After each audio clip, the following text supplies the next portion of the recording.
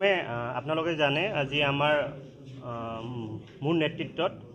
আমাৰ ABMC থকা বহুত কেইটা সতীৰ্থই আমি ABMC ত্যাগ কৰি আজি UPPLত যোগদান কৰিলোঁ। বিশেষকৈ PTC অঞ্চলত প্ৰমোদ বড়ো ডাঙৰীয়াৰ নেতৃত্বত যি শান্তিৰ এটা পৰিৱেশ আমাৰ সপোন আছিলে, BTC অঞ্চলৰ প্ৰত্যেকটো জাতি জনগোষ্ঠীৰ এটা সপোন আছিলে যাতে BTC অঞ্চলত আমাৰ প্ৰত্যেকটো জাতি জনগোষ্ঠীৰ ল'ৰা ছোৱালী এটা সপোন দেখিব পাৰে, ইয়াত ভালকৈ সুস্থভাৱে জীয়াই থাকিবলৈ এটা সপোন দেখিব পাৰে।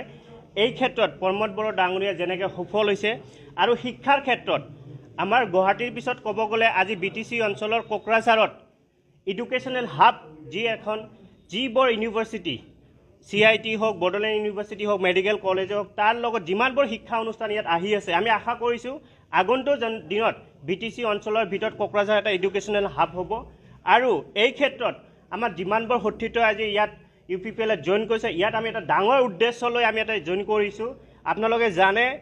2017ত আমাৰ শ্বহীদ বীৰ লাফিকুল ইছলাম আহমেদক হত্যা কৰা হৈছিলে আৰু সেই হত্যাৰ ক্ষেত্ৰত আমি ABMCত থাকোঁতে যিমান আন্দোলন কৰিছিলোঁ, সেই আন্দোলনত এটা বস্তু আমি বুজি পাইছোঁ যে ৰাজনৈতিক প্ৰেক্ষাপটত যাই পিনে আমাৰ শ্বহীদ বীৰ লাফিকুল ইছলামৰ হত্যাকাৰীক ন্যায় দিয়াতে এটা প্ৰব্লেম হৈছিলে। এই ক্ষেত্ৰত ৰাজনৈতিকভাৱে আমি যুদ্ধ কৰিবৰ কাৰণে আজি আমাৰ প্ৰমোদ বড়ো ডাঙৰীয়া এটা কথা সুকীয়াকৈ কৈছে যে UPPL চৰকাৰৰ আৰু প্ৰমোদ বড়ো ডাঙৰীয়াৰ এটা গধুৰ দায়িত্ব হৈছে যে আমি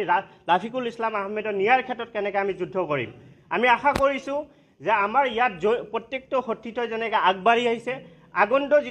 আগন্তুক দিনত সংখ্যালঘু ৰাইজে UPPL সঁহাৰি দি পিনে জাষ্টিছ আমাৰ লাফিকুল ইছলাম আহমেদ শ্বহীদ বীৰ তেওঁৰ ন্যায়ৰ ক্ষেত্ৰত আৰু PTC অঞ্চলত থকা সমূহ জনগোষ্ঠীৰ লগতে সংখ্যালঘু ৰাইজৰ সমূহ উন্নয়ন প্ৰত্যেকটো অধিকাৰ যাতে আমি আনিব পাৰোঁ, সেই ক্ষেত্ৰত ভূমিকা ৰাখি মোৰ বক্তব্য মই ইয়াত সামৰি মাৰিছোঁ। ধন্যবাদ।